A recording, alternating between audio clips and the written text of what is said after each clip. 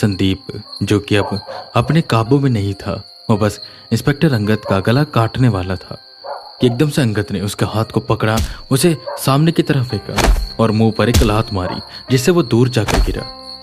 भले ही तुम सबकी तरह मेरे पास सुपर नेचुरल पावर नहीं है, पर नेचुरल पावर तो है। ये देखकर सब इंप्रेस हुए, पर अब तक संदीप को और भी ज्यादा गुस्सा आ चुका था।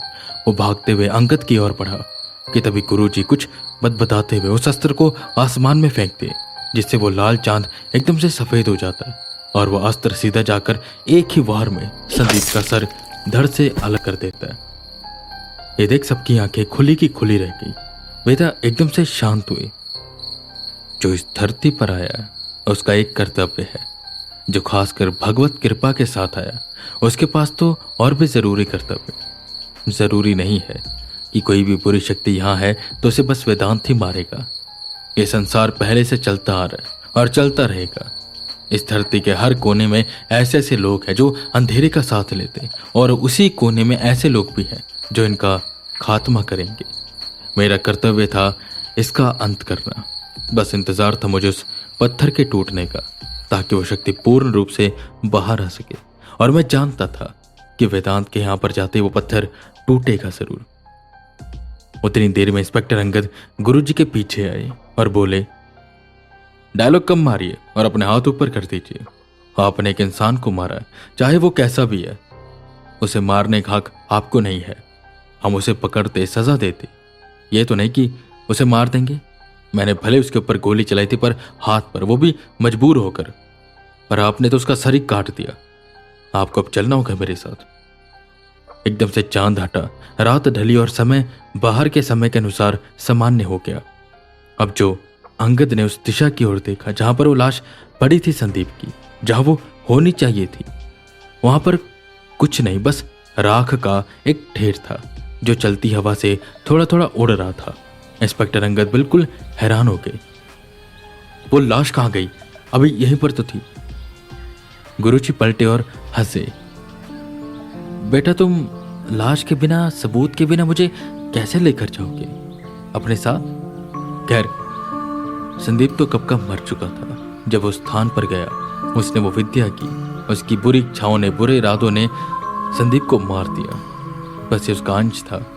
असल ताकत उस पत्थर में थी। ये तो बस अपने बुरे इरादों को, नफरत को, उस पत्थर की ताकत को कंधे पर ढोए घूम रहा था। किसी को कुछ भी समझ नहीं आया। गुरुजी मर चुका था पहले ही? तो ये क्या वो शैतान था? मतलब यही वो राक्षस था? आर्यन ने पूछा, जिस पर गुरुजी बोले, बेटा नहीं, मतलब इसके अंदर जो अच्छाई थी, इसकी इंसानियत थी, वो मर गई थी। इसमें बस भोग, लालच, नफरत, ये सब बचा था। ये एक राख का ढेर था मान लो, जिसमें इंसानी जज्बात थे, इंसानियत थी। पर जब ये सब नहीं बचा तो राख का ढेर बन गया। इसमें बस बुरे इरादे बचे, नफरत बची, और उस ताकत ने इसे थोड़ा आकार दे दिया। तो थोड़ा तुम इसको ऐसे समझो। खैर, इन सब बातों को छोड़ो, वेदा को देखो। एकदम से सब पलटते हैं। वेदा वहीं बेहोशी की हालत में पड़े हुए थे। स्मृति भागकर वेदा के पास गई। जैसे स्मृति ने वेदा को छुआ, उसे महसूस हुआ कि वेदा का शरीर तो आग की भट्टी की तरह तप रहा है। सब वेदा को लेकर नीचे जाते हैं। वहीं दूसरी तरफ इंस्पेक्टर अंगद स्मृति की मां को अरेस्ट कर लेते और पूछते हैं कि स्मृति के पापा की बॉडी कहाँ है।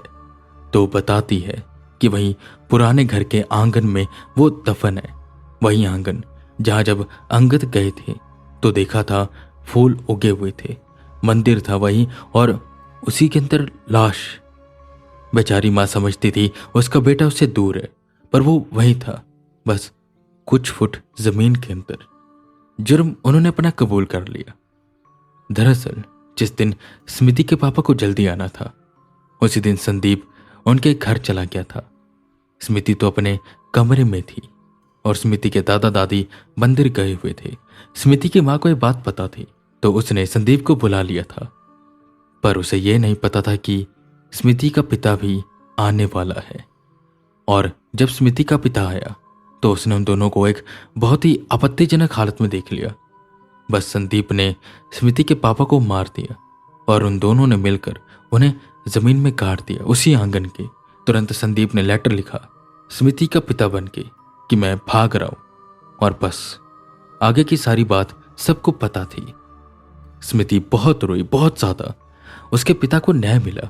ये पता चल गया कि उसके पिता भागे नहीं थे, और इसके साथ साथ समाज को भी पता चल गया। अब उसे कोई भी ये नहीं कहेगा कि भागे बाप की बेटी। पर उसकी मां ने, जिसने संदीप के जादू में ही सही पर उसके पिता को मार दिया, आज वो जेल में थी।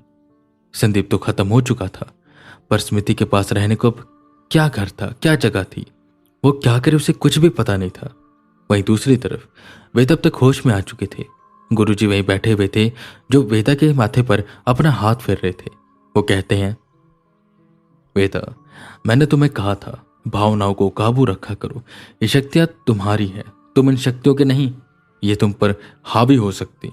इस बार तो मैं था यहां पर जिसने तुम्हें बचा लिया। हमेशा नहीं रहूंगा मैं। मुसीबत में फंस सकते हो तुम, और मृग मित्रासुर को मारने के लिए तुम्हें अपनी भावनाओं पर काबू करना होगा।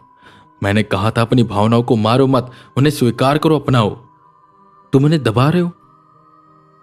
जिस पर वेदा यहां वहां देखते हैं, सभी थे वहां पर। स्मृति, प्रिया, आर्यन, अंगद, प्रेसिडेंट भी। गुरुजी समझ गए कि वेदा अकेले में बात करना चाहते। गुरुजी ने सबको जाने को कहा। अब बस उस कमरे में वेदा और गुरुजी थे।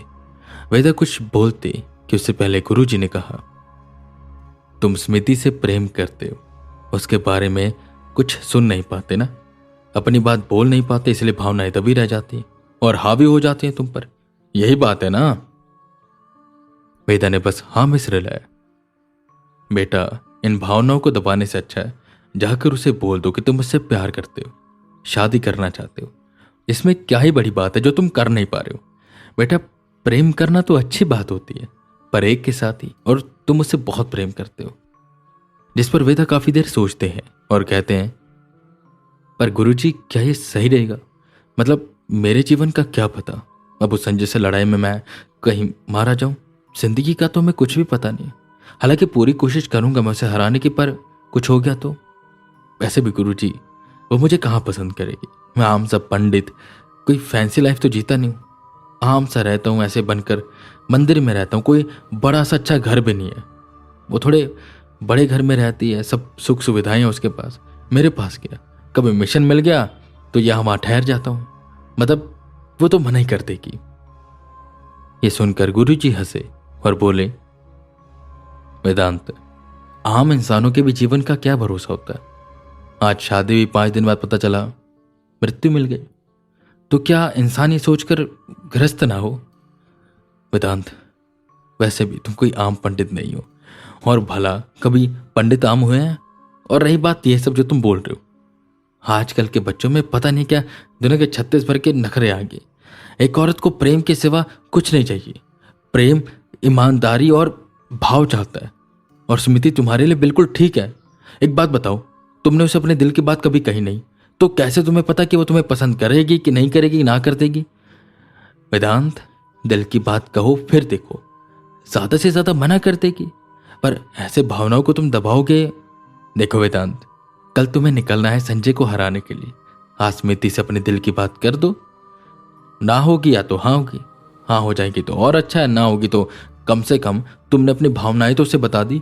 वैसे तुम्हें एक बात बताऊं, मैंने देखा है आर्यन स्मृति के करीब आने की कोशिश कर रहा था। ये सुनते वेदा भी हंस पड़े और बोले, अरे गुरुजी, जलाने की कोशिश कर रहे हैं आप मुझे। मैं जानता हूं आर्यन बहुत अच्छा लड़का है, वो ये सब कामों में नहीं है। और ये बात स्मृति से तो मैं आज बात करता हूं, अपने प्रेम के बारे में उसे बताऊंगा। पता नहीं कैसे, मैंने तो आज तक ये सब कभी किया नहीं है। मतलब अचानक से उससे प्रेम हो गया। जिस पर गुरुजी मुस्कुराते हुए वेदा के माथे पर अपना हाथ फेरते रहते, और वेदा सोचते रहते कि कैसे वो स्मृति को अपनी दिल की बात कहे।